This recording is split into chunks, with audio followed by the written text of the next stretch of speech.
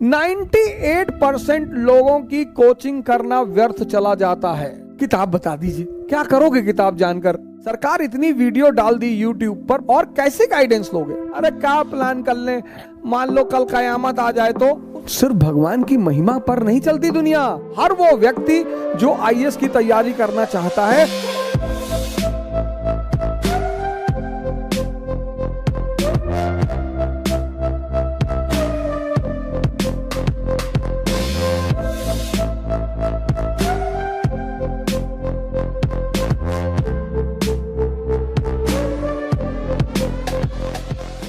जितने भी महान लोग हैं, शाही लोग हैं, एरिस्टोक्रेसी है, वो बिना प्लान के कुछ भी नहीं करती। आम आदमी किसके भरोसे है? भाग्य के। मैंने कहा ना, दुनिया में दो ही जातियां हैं, एक एरिस्टोक्रेसी, एक कॉमन पीपल। बड़े सारे युवा मुझसे कहते हैं तैयारी शुरू करना है, कहां से शुरू करें, आप गाइडेंस दे दें। सरकार इतनी वीडियो डाल दी यूट्यूब पर, बहुत सारे लोगों की वीडियो पड़ी हुई है, और कैसे गाइडेंस लोगे?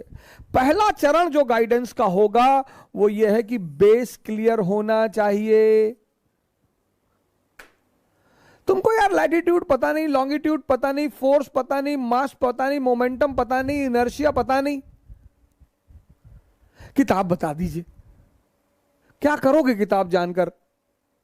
आईएएस की तैयारी का जो पहला चरण है, हर वो व्यक्ति जो आईएएस की तैयारी करना चाहता है, उसे पहली चीज जो स्पष्ट करनी है कि उसका आधार मजबूत है कि नहीं। वो अगर आधार मजबूत करके कोचिंग करना है तो उसे 80% का फायदा होगा। फिर से मैं इस बात को रिपीट करूंगा, हर वो व्यक्ति जो आईएएस की कोचिंग करना चाहता है, अगर वो आधार मजबूत कर करके आए, जब वो ग्रेजुएशन फर्स्ट ईयर में है तभी से शुरू कर दे, इकोनॉमी का बेस तैयार कर ले, साइंस का बेस तैयार कर ले, पॉलिटी का कर ले, हिस्ट्री का कर ले। अगर वो ऐसा करके कोचिंग करने आए तो 80% फायदा कोचिंग का हो। जितने लोग बिना आधार के कोचिंग करने आते हैं, उनकी कोचिंग व्यर्थ चली जाती है। अब मैं जिसको एनसीईआरटी क्लास 10th की नहीं पकड़ में आई, सरकार और उसके अंग, ऑर्गन्स ऑफ द गवर्नमेंट, वो जो टीचर डीडी बसु पढ़ के पढ़ा रहा है, उससे तुम क्या कनेक्ट करोगे क्लास में? सवाल ही नहीं, संभव ही नहीं उठता। 98% लोगों की कोचिंग करना व्यर्थ चला जाता है। इसलिए आपके घर में कोई भी अगर तैयारी करने का विचार बना रहा है तो उसको ग्रेजुएशन के प्रथम वर्ष से ही बेस बनाने के लिए कहें। बस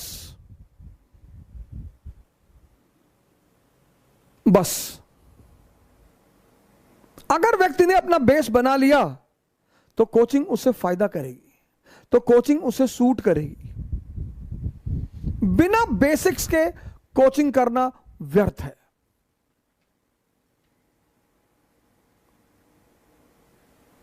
जब तुम क्लास में कनेक्ट नहीं कर पाओगे, घर में होमवर्क नहीं कर पाओगे। जब तुम्हें क्लास में कुछ समझ में नहीं आएगा, तुम लिखोगे सिर्फ बैठकर, घर में होमवर्क नहीं कर पाओगे। घर में होमवर्क नहीं कर पाओगे, कंसोलिडेट नहीं होगा।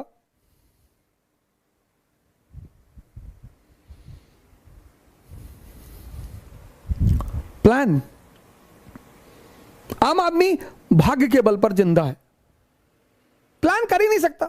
और अगर उससे कहे तो भैया प्लान कर लो, अरे क्या प्लान कर ले, मान लो कल कयामत आ जाए तो? उसके अपने बहाने हैं, उसके अपने एक्सक्यूज है कि प्लानिंग से क्या होता है, मायावती जी इतने गरीब घर में पैदा हुई, भगवान की महिमा थी। तो हाँ, भगवान की महिमा थी, उससे मैं कहां कह रहा हूं, लेकिन भगवान की महिमा के साथ उनके कर्म भी हैं।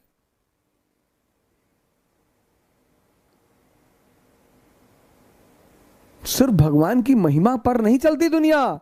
नहीं तो मंदिर का पुजारी का बेटा आईएएस होता, नहीं तो मस्जिद के इमाम के बेटे ही आईएएस होते, नहीं तो चर्च के पादरियों के बेटे ही आईएएस होते और राजा होते। अगर सिर्फ भगवान के बल पर यह दुनिया चल रही होती तो सबसे ज्यादा परिवार किसके खुशी होते? पुरोहितों के। उन्हीं के बच्चे सबसे सफल होते, उन्हीं के बच्चों की अच्छी शादी होती, उन्हीं के बच्चों की नौकरी लगती।